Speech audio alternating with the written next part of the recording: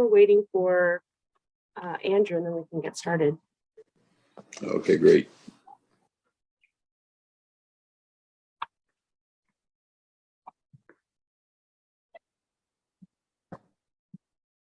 There we go.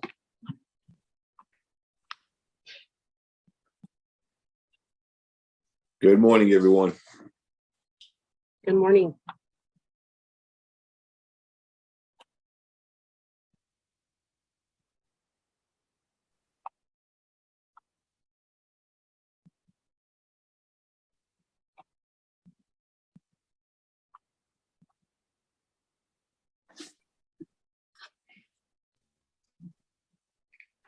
Hello, testing, testing. Hi, we can hear you.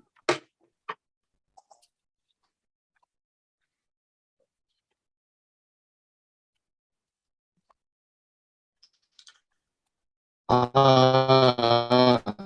I freezing or is everybody else?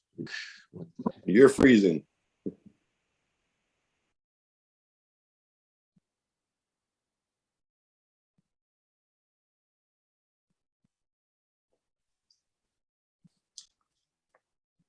Hello, my internet must be a little wonky. Can you hear me? Kind of, sort of. Can I make a suggestion? It might be helpful for you to dial in on your phone. Okay, it's me. It might be helpful to dial in on your This is phone. really unusual. I'm not sure why I'm having this issue.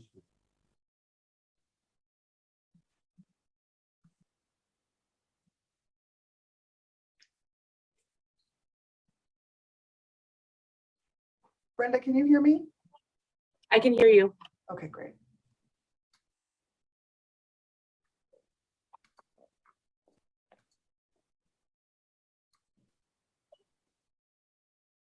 Director Wiener, can you hear me? May I suggest that you try dialing in on your phone, and that way only your bandwidth will only be taken up with the video?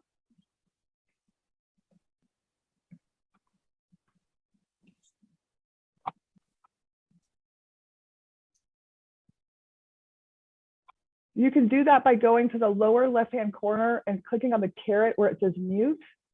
And then there's an option to switch to phone audio. You could click on that and then dial in using a phone, and then all your bandwidth would allow the video to work better for you.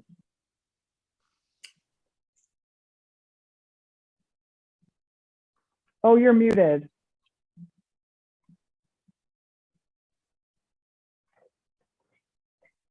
I'm still trying to figure out why I'm having this problem. I never do.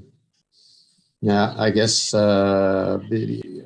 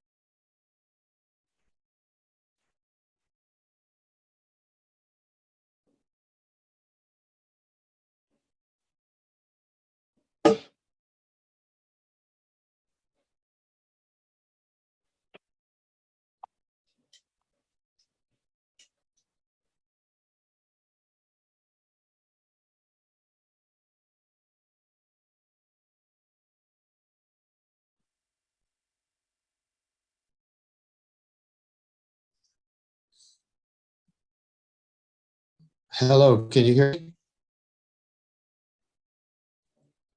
Yes.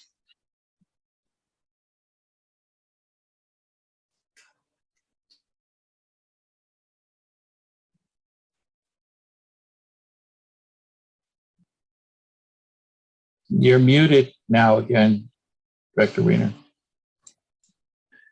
All right, well,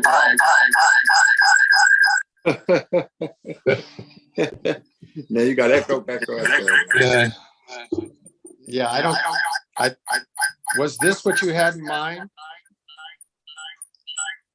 Yeah, but you might have to make sure that the audio, your computer is muted. If you, Yeah, my computer is muted. okay. You just have to mute, yeah, one of the audio sources when you're on the second source. Weird. Yeah, you got, it's my end, and I don't know why. We can hear you much better now. You're frozen.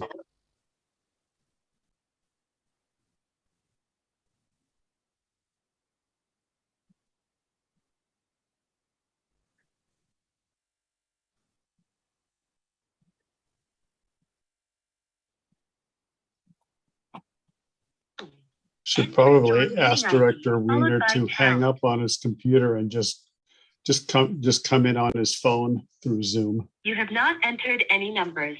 Please re-enter your meeting ID followed by pound. Trying to do that as we speak. Okay.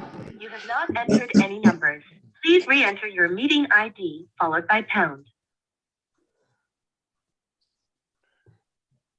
Goodbye.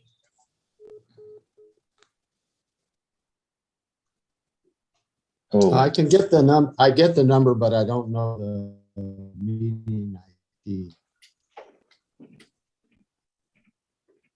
And I also have a presentation I'd like to show. And I don't know how I would do that otherwise. And I don't know why my Wi-Fi is all wonky. Yeah. It doesn't usually happen like this. And I guess for the moment you can hear me, and you're all I'm connected to Zoom,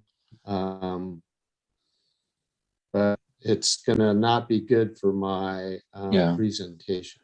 Well, maybe what we do is we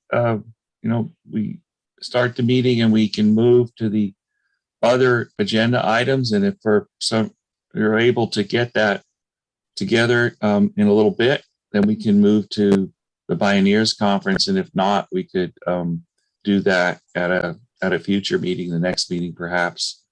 But we can do the updates. There's a couple updates. Michael and Ken talk about the force mains, and we can give you an update on the Clean and Green project, etc.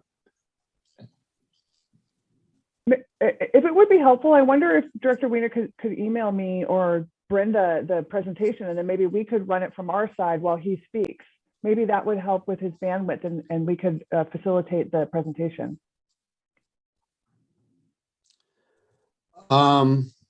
Yeah, let's see. I have, let me see if I can just email you. Hang on.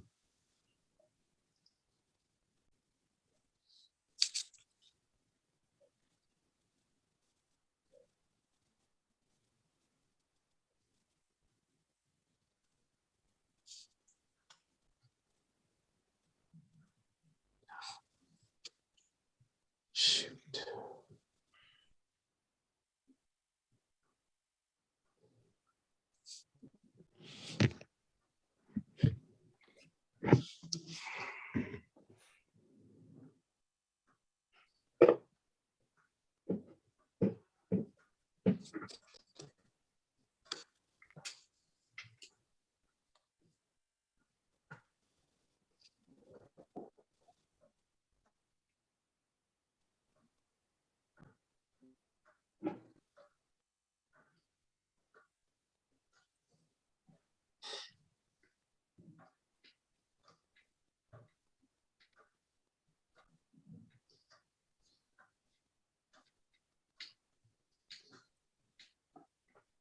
Okay, Brenda, I sent you a link by email.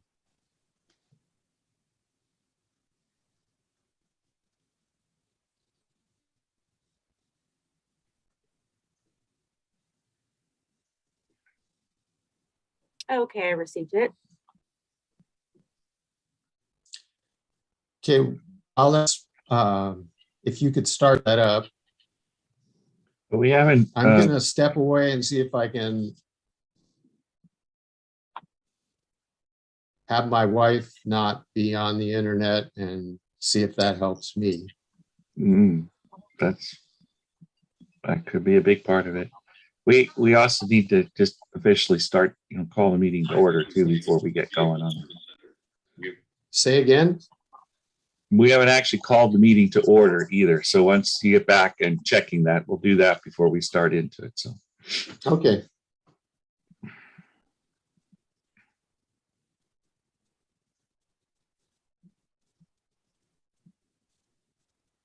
Am I calling the meeting to order? Am I now the chairman? that's a good question, Brenda. We have David here as the alternate for. Well, I would say he would be the standing member, so he should be Yeah. there. Okay. All right, I'm calling the committee meeting in order. It's 9:11. 10:11. 10. 10, 11, yeah. I mean 10:11. I'm in some other space and time. You're in standard time. Okay, thank you. For the sake of time, we'll move on to public comment for items not on the agenda. I did not receive any written comment. And if any of our attendees would like to speak under public comment, if you can please raise your hand. Seeing none raised, we have no public comment at this time.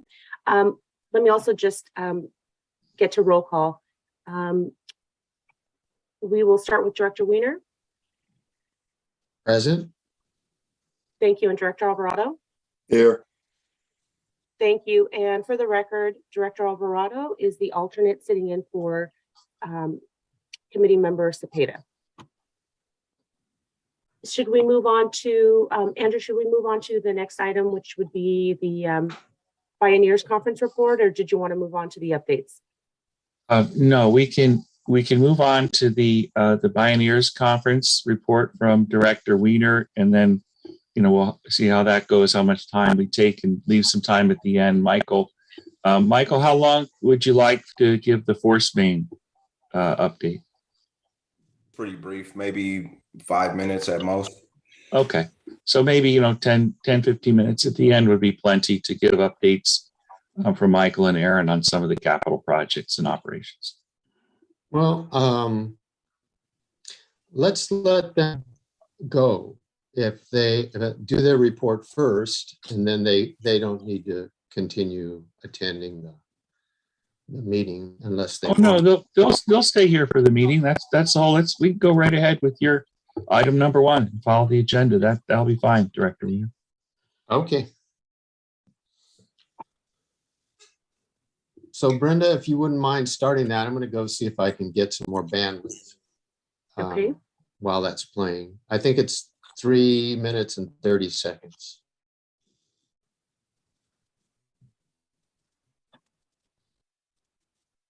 Hello, I'm from the government with an update on how we're handling the climate crisis. We know you're all counting on us to solve this problem so humanity can keep enjoying its favorite pastime, continuing to live on this planet. But you see, we've realized that we are the problem. And so, how should we put this? We're actually going to get us all killed. Look at this graph shaped like a penis because it shows how fucked we are. This is where we are now. And as we can see, it's already pretty fucked with massive fires, floods, heat waves, locusts, bullshit. This is what scientists call the stop here or we're fucked point. And this is where we're currently headed, or as scientists call it, net fucked by 2050. The good news is we've promised to reduce our emissions. And if you take all our promises and add them together, that puts us on track for still very much fucked by 2050. And that's if we keep our promises. A big if, since some of our biggest promises are being coke-blocked by corporate coal shills, while others are nothing more than blah blah blah, or a plan printed on a pamphlet. Pamphlet? Our promises and pamphlets are also based on the hope that we'll offset our emissions with technologies which don't work or even fucking exist. Or with technologies that do work and exist, like trees. Except trees need time to grow, which we don't have. And space, which we also don't have. Plus, trees can burn, which seems to happen a lot these days due to climate change. And when they do, they release all that carbon they captured. Which means the only way we can keep our promises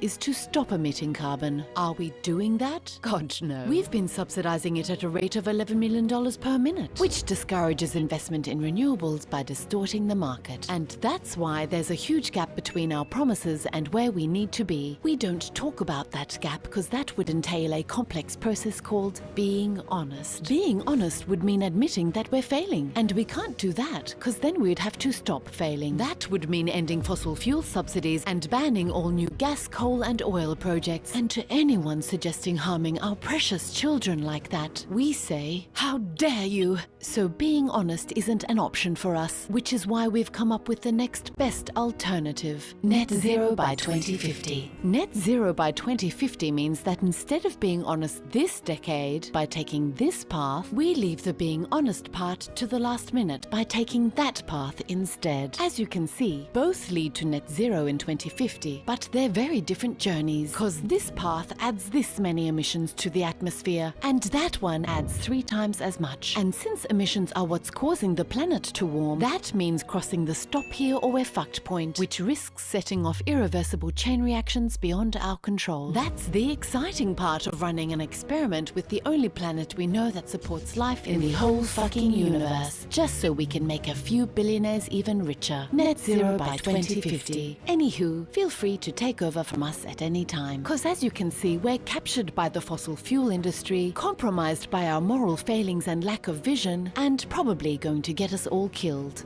This has been a message from your local government franchise. Goodbye. Authorized by the Department for blah blah blah.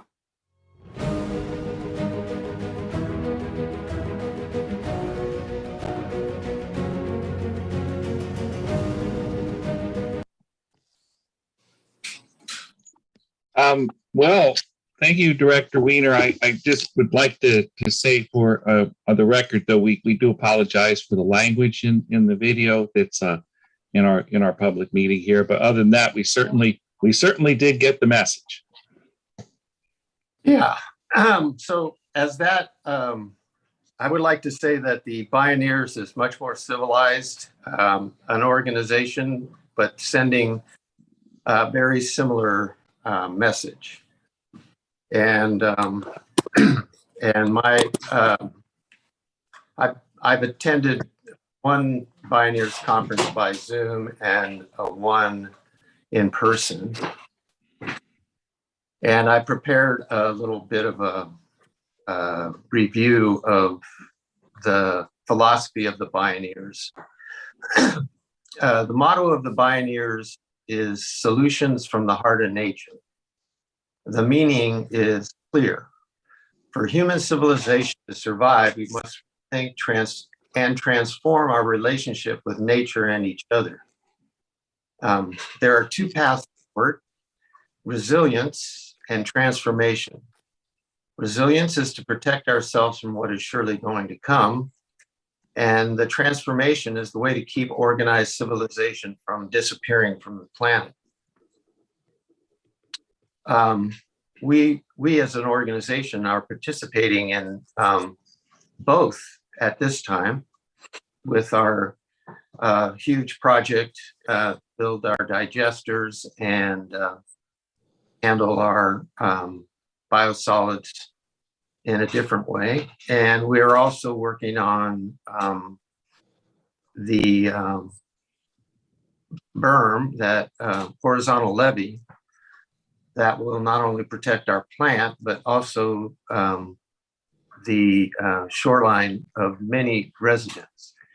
And so we're working on both fronts at the same time, and that's a great thing. But as the video showed, this has to be a concerted effort, and it has to be done in a rapid manner in order to convert and change that we are currently running our world. And so we're at the, I think, the leading edge of that. And I sent a link to Dave. I didn't know you'd be attending, but I sent a link to Caesar and Andrew, which has a couple of articles out of this book, which is called, it's called The Drawdown, and I don't know how to reverse. I know on my computer, but on my phone, I don't know how to reverse my image. But it's called The Drawdown, and it's called The Most Comprehensive Plan Ever Proposed to Reverse Global Warming. And it's edited by Paul Hawkins. And it contains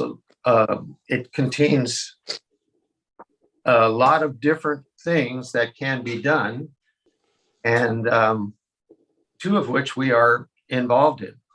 And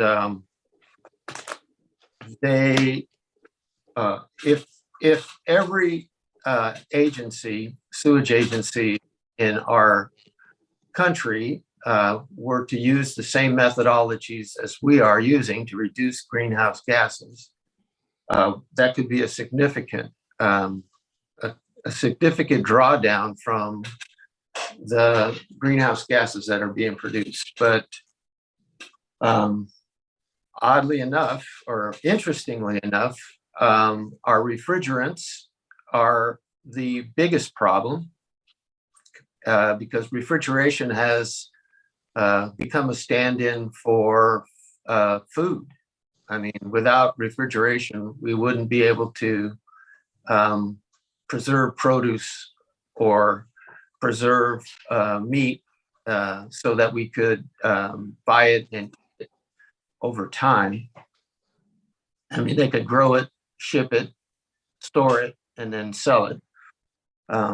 So we have large problems to overcome, but our district has a very big role, a role to play. And though we are a small district, if we influence our fellow districts in moving along with us, we can have a large effect. So I wanted to read this long thing, but I decided I'm not going to do that. But what the Bioneers are doing are putting forth alternative models for civilization to exist. They're looking backwards to indigenous cultures whose knowledge is gathered from 1,000 years of experience living without destroying the habitat. The Bioneers are looking to nature, how to enhance our cities by bringing forest marshlands back that were replaced or covered over to build cities originally. A beautiful example at the conference was called Sponge Cities, and by a Chinese architect, and it was basically turning all of their culverts into a wetland.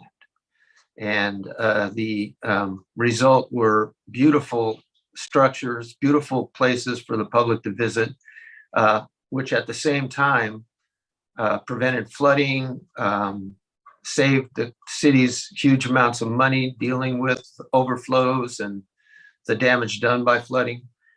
So there are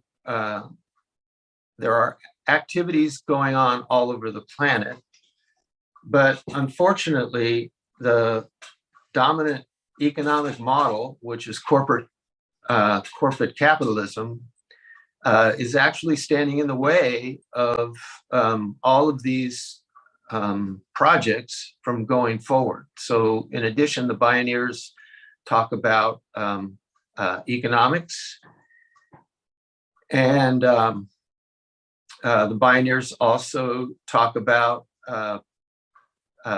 colonialism, racism, imperialism, because if we don't put an end to these divisions among humans that take us away from cooperating on this huge problem regarding our world, we are not going to be able to move forward enough to make the changes, as that video pointed out. So I'd like to read some of the things I copied down at the Bioneers meeting. Some of these statements struck me, so I wrote them down. Energy is a verb, and so they, want to use it and not preserve it, and but they want it to come from sources other than oil. In a global crisis, connections are in danger. So we need to make connections with people and connections with our fellow CASA members in order to move this forward and to spread the good news about our projects. There's connections of the nature struggles against the spoiling of their lands is the economic struggle that should be supported by labor. So that they're trying to bring the people who own a large amount of the U.S. undeveloped in terms of mining and oil and water lands, and those are our indigenous people, and they would like the labor struggle to join with them to prevent the huge amount of acreage that is so far undisturbed from being disturbed by our large oil and gas industry. And I could go on a lot, but you get the point. And I think the video really puts forth the necessity of us to carry forward on our goals of becoming net zero by 2030, and then trying to become net negative, which is the goal of the drawdown. And the things we're doing can lead to us as an agency being net negative, but also will lead, if spread, will lead to our entire society going net negative. So that's my present.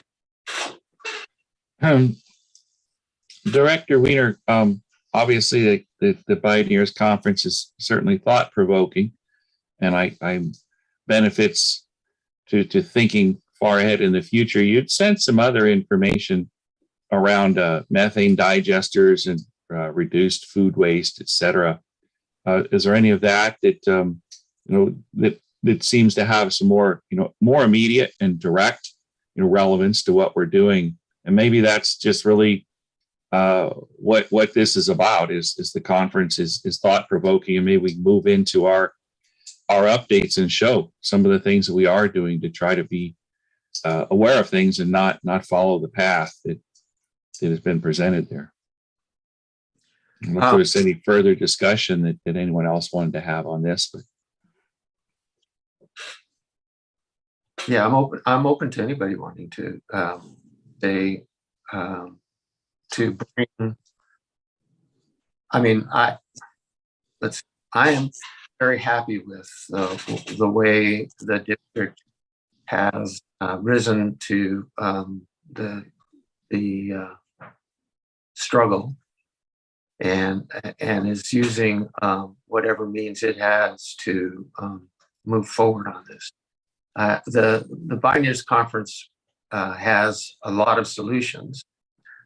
This last one really focused on human connections and farming and electrical, and it did not have food waste or sewage,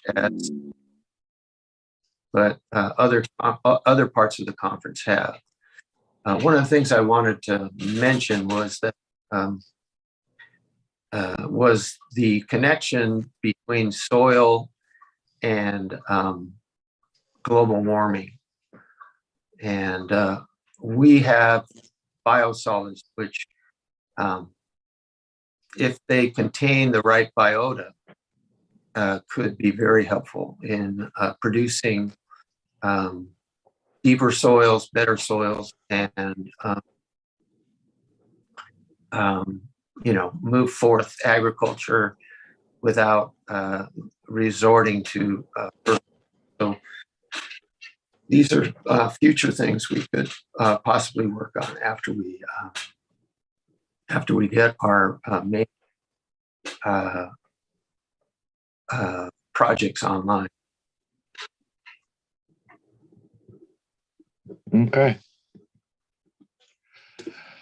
All right. I thank you, Director Wiener. I think we're ready to move on, Brenda. Okay, next item is under matters from members of the committee. Number 2, report on issues or matters pertaining to the work of the committee.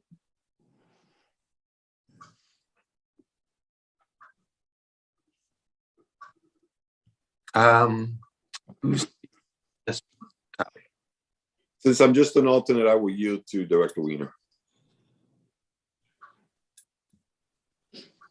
I'm sorry, isn't this the part of the where if there was anything else, Director Wiener, that the members of the committee, the actual standing members of the committee had that they wanted to bring? I think that we had a specifically an agenda item that you wanted to bring forward, the Bioneers Conference, which you already did. But if you had anything else, otherwise, then we will move to item 3, which is from agency manager staff, and we have a few updates.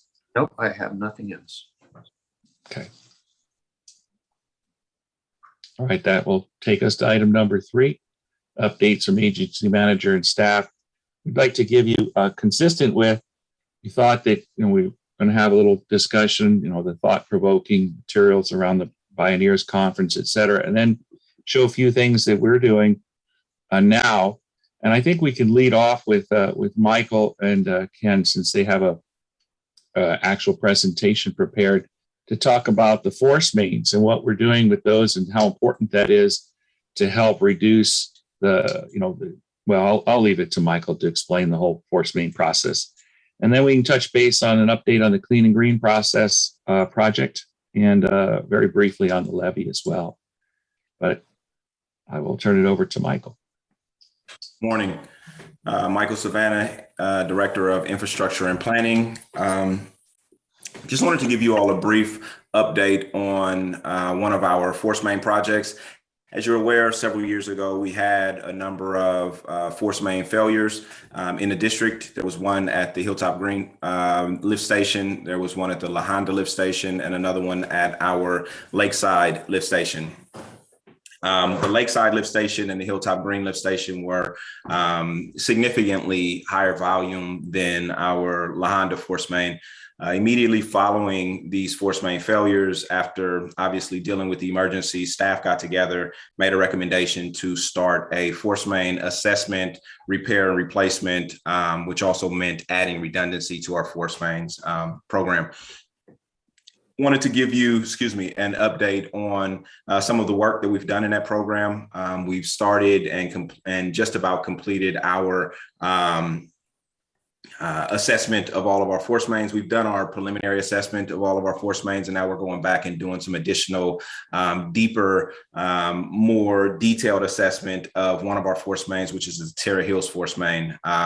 Carries probably the largest volume, the longest distance of water in the district in terms of a force main. Let me take a huge leap back. My apologies. Majority of our system are gravity lines, which are just fluid flowing downhill. When we have to take that fluid and raise it up elevation in order to flow down to our plant, we need to put in what's called a lift station, which is essentially a big pot or bowl, so to speak. It catches all of our wastewater, and then we pump it up to a higher elevation where we can dump it into a gravity line, and it flows down to our plant in that way. The line that connects from our lift station and the pumps and then dead ends at a gravity line is called a force main, and it's a line that's under pressure when in operation. So when those lines fail, it's a big deal. You've got fluid under pressure coming out of those lines, and it's, as we all know, fluid that we don't want to leak into the environment. So the short of it and the punchline of this update is that we've completed our installation at Lakeside. So we installed redundancy in our system, which will allow us to switch over from one force main to the other in the event of an emergency or while we're doing maintenance. We put in about 3,200 linear feet in total of force main. We had the design work was done by Lee and Rowe, and then we were able to utilize a contract construction manager to help us expedite this project and get it in the ground relatively quickly. We had some negotiations with the Hilltop Mall owners, the new owners, because our force main actually terminates into a manhole within an easement in the Hilltop parking lot. I want to share a very brief video with you all of the installation process. The majority of the install was done via open trench, where we cut open the street or land, and then we put the pipe in the ground. There's a section of it that we used horizontal directional drill, a different technology. And I wanted to share that with you all so that you could see the benefits of that, so that when you see our reports coming back to the board that mention horizontal directional drilling, you'll have a really good idea. This is a really cool video that was sent to us. It's a drone video of our horizontal directional drill process. In this video, you'll see this pipe here is one of the pipes that we're pulling in. It's going into a bore that we bored from above. And what I want you to pay really close attention to is the fact that we have not disturbed any of the land other than this pit and another pit at the top. So as we go through the video, that pipe is being pulled in under all of this grass that you see. If we didn't use this technology, we'd have to dig all of this up. This would all be spoils that we'd have to take to a landfill. This would all be debris that we would have to deal with. It would be additional cost to the district. So there are some cases, and this is the pit that they're pulling and making a connection at. Right beyond that, you see a piece of equipment by that white truck. That's actually the drilling machine that's drilling the hole and pulling the pipe in with this rod. So wanted to share that piece of installation technology with you all and let you know that these dual force mains are now online. We're no longer utilizing our old force main. It's been abandoned. One of the cool things that we did in this project is we put in motorized valves that will allow for switching via the flip of a switch down at the lift station. So that's the update I wanted to give you all. If there's any questions about this project, I wanted to be here to answer them. I also want to make you all aware that this is the first project of this kind for the district in terms of replacing a force main, adding redundancy to our system, and putting in motorized valves into our force mains. Thank you. Thank you, Michael. No questions. I have a question. Michael, how far was that pipe drawn underground? The drill section, I'm not sure, but Ken is here and I'm sure he can answer. The majority of the project, like I said, was open trench. There was a small section that was the horizontal directional drill. Ken, do you have the number on how far that section was? And if he doesn't have it, Director Wiener, I can get it and give it to you later. Well, it's just approximately a couple of 100 feet. Couple hundred. Not less than 300 feet. It looked pretty impressive. Yeah, it was really, especially with the video. I'm gonna make sure that we do continue to get drone video like that from where possible, because it's very illustrative. Yeah, and in this case, Director Wiener, it was a couple 100 feet. This is the same technology we used when we did the Hilltop Green emergency repair, if you recall, and that was about 1,100 feet that we drilled in the same way without having to disturb any terrain. That's really, really, really impressive. And it dramatically increased the safety for the workers as well on the one at Hilltop Green. Yeah. Yeah, that was something, the Hilltop Green thing. Dangerous for a whole neighborhood. And that worked out very, very well, although we did leak a bunch.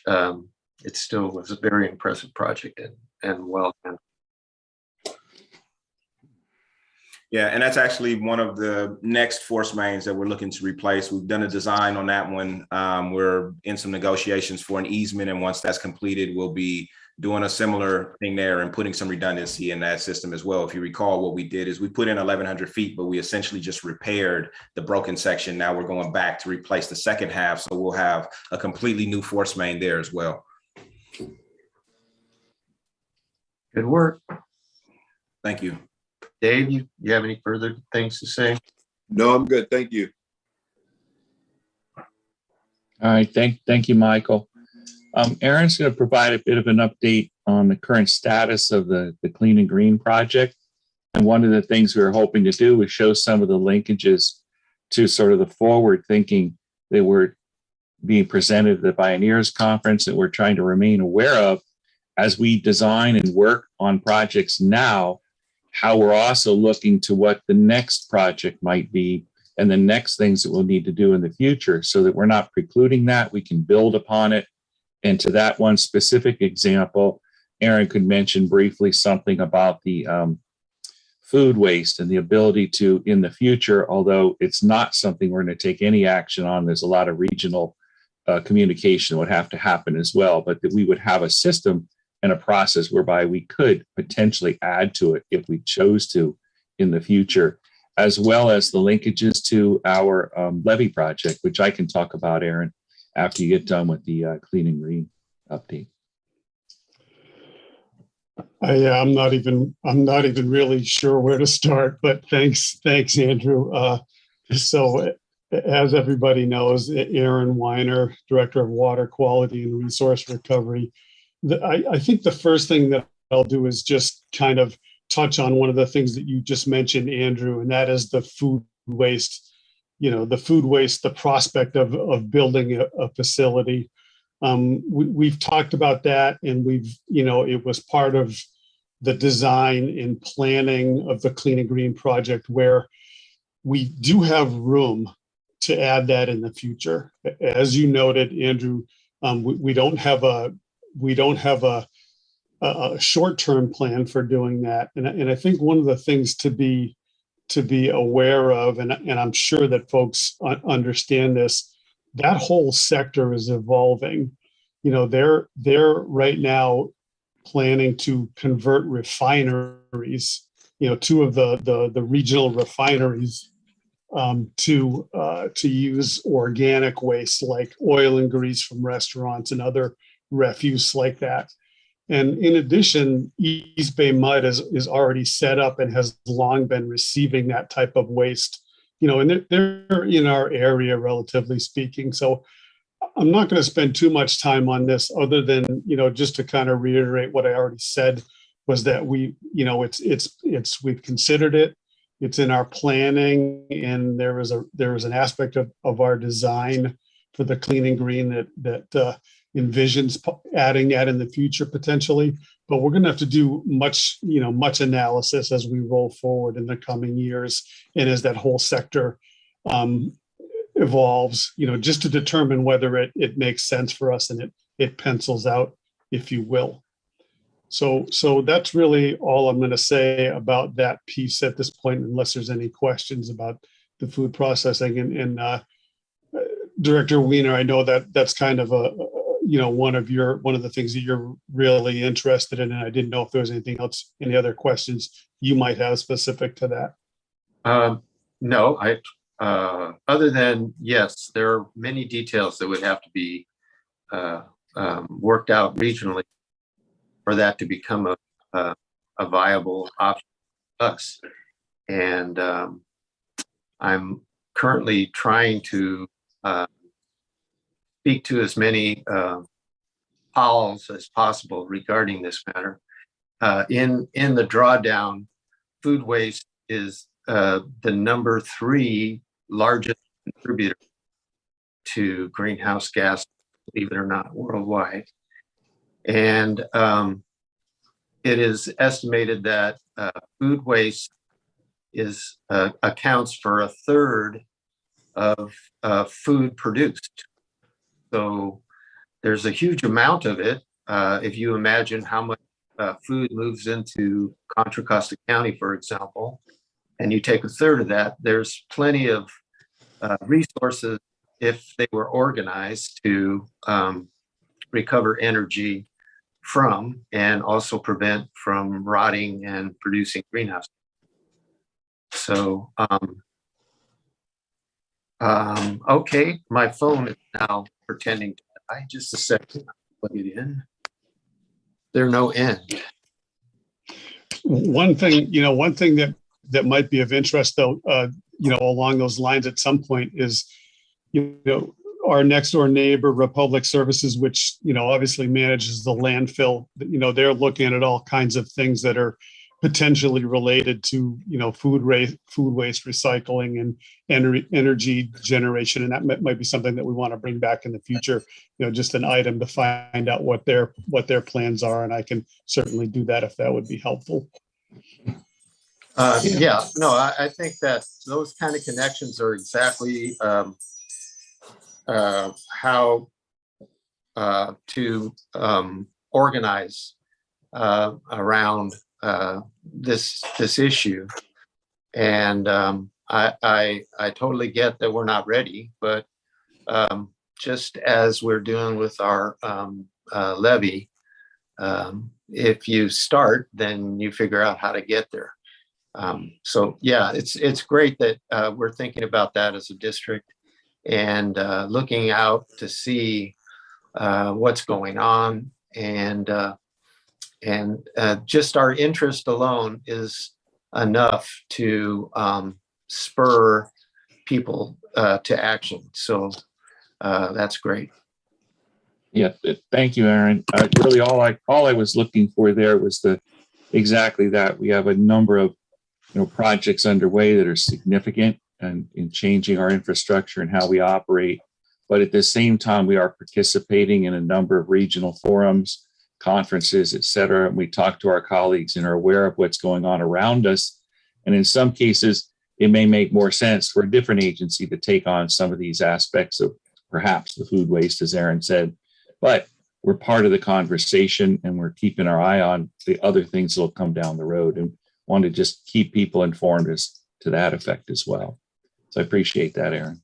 Yeah, and Andrew, I did have just a couple of other updates, just maybe 2 minutes worth, if you'd like me to. Go right ahead. Wrap up. Certainly. Yeah. So in respect to the Clean and Green project, really the 2 major kind of benchmarks I wanted to talk about were that we're just about ready. Actually, yesterday we handed over digester 2 to the contractor for demolition, and you may or may not remember that, we have been using that tank for storage as we prepared tanks 3 and 4 to convert to or transition to our storage for sludge we were removing from the process. So it's been cleaned and handed to them, and they're about ready to start demolition of that tank. And then within the next week or 2, we expect that they're really going to have a solid idea what the pilings for the 2 digester tanks that they're going to build, in terms of what their design needs are and whatever modifications that they need to make. So that's moving forward quickly. And then the other piece of this is that we're going to be repurposing what has historically been the West County wastewater district's sludge lagoons. As you probably know, I think there are 9 sludge lagoons that are going to be repurposed to partially for the living levee, partially for expanded EQ basins, and also for installation of solar facilities. And what we're faced with right now is trying to figure out how we get all of the remaining sludge cleaned out of those in a very short time frame, so that work can proceed. So that's just something that I wanted to mention, and that it's something that we're managing and trying to determine our path forward, but we'll be bringing back to the board probably in the next month or two, some type of recommendation or request.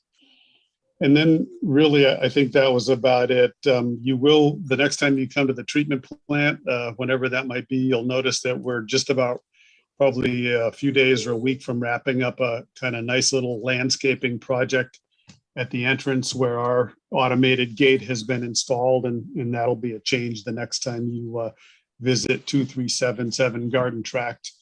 I did have a couple more things, but they're related to SBS and other things. So I think for the interest of the last 10 minutes, I'll just leave it there and see if you had any questions about any of that. Dave, got any questions?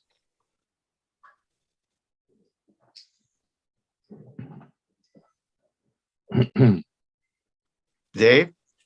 No, I'm good. Thank you. I did have one question. So are we by law still allowed to use the sludge as cover on the landfill, or has that been shut down? That's a good question, Director Wiener. My understanding, and I'd have to look into this, is that alternative daily cover is something that we have not, our biosolids has not been used for in some time. Pretty much what they've been doing with our material is landfilling it. They being Republic Services under that exchange of services agreement that we've had in place forever.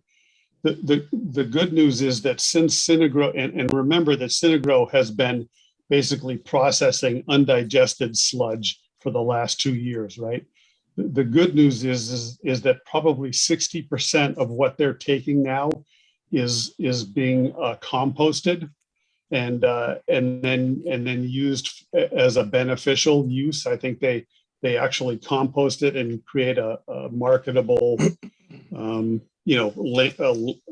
applicable, if you will, biosolids or fertilizer. So that's one of the benefits of using Synagro. But the other 40%, it still has to go to landfill.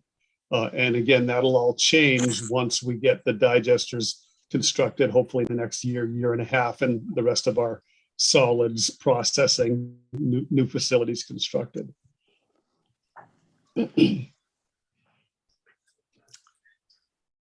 Well, so far it looks like I'll live to see that. I'm not sure about the food waste, but anyway, that's really a great thing. That answers your question? Yes, it did. Thank you. Thanks, Aaron. And one thing that Aaron touched on very briefly there was the sludge ponds, the cleaning of them. We also met with staff from Richmond, including the city manager, last week to initiate our conversations with them regarding having to update all of our operating agreements with Richmond, Republic, East Bay Mud around the sludge handling, because we're upgrading our infrastructure. We'll no longer be using those sludge ponds. Richmond will no longer be able to utilize those sludge ponds.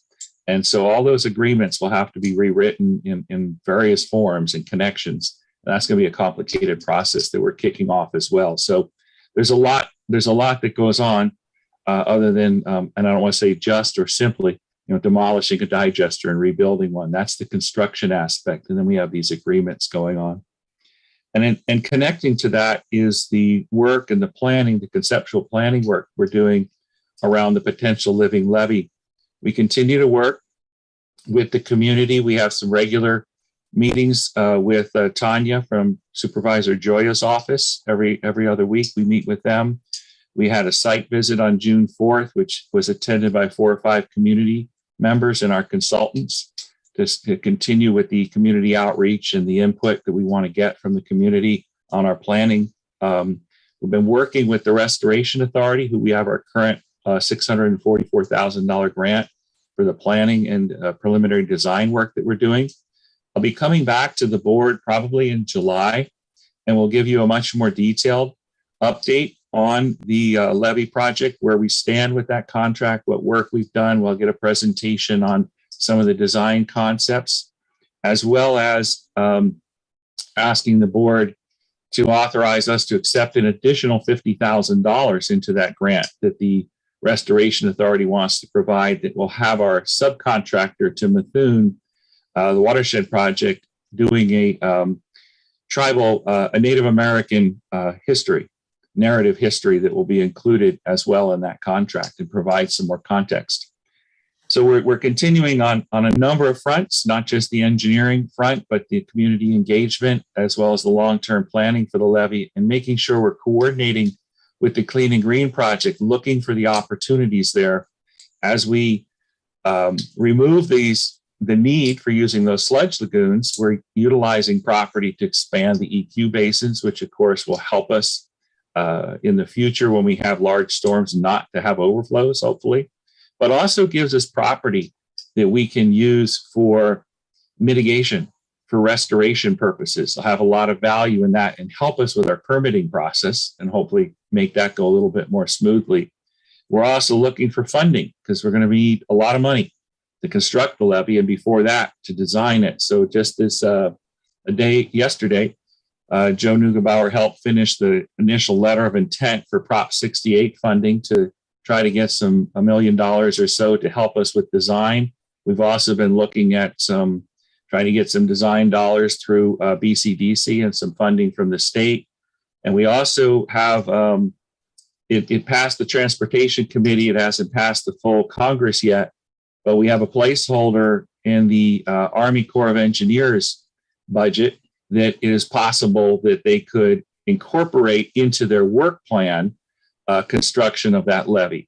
And so what that is we've asked for $45 million, and we don't no idea, if it'll get into the Corps of Engineers work plan. We'll have to be working with the Corps locally to see if we can have that happen. But if it gets through Congress that way, basically what it is an eligible project. And once we have an eligible project, then it's up to the regional commanders within the Corps of Engineers to finish out their work plans that go on for like the next 5 years or something like that. So that's money that wouldn't even become available for a couple of years, but we keep reaching forward to try to make sure that we're in a good place, that when we do have a project that hopefully is ready for construction, we can find those funds, because there's no way we're going to come up with all that funding, through our district. But I have to say, I don't want to say I guess I can say I'm confident. I don't know what the project will exactly look like or all the different things it will entail, but I'm relatively confident that if we keep on the track that we're on and we make this a project that we really are engaging with the community and creating multiple benefits, active transportation, et cetera, that we will be putting forward a project that will be attractive, and the money will find it. But we obviously got to do the legwork for it. But I'm much more optimistic about being able to find the funding to make this happen than I was, say, a year and a half ago. So we'll bring forward something in more detail to the board, like I said, in a month or so. Aaron's got a raised hand. Yeah, I'm sorry to interrupt, Andrew, but I kind of thought you were winding it down. I am. And there were just 2 things that I wanted to mention. One, a final update that just occurred to me as Andrew was speaking about the Clean and Green project.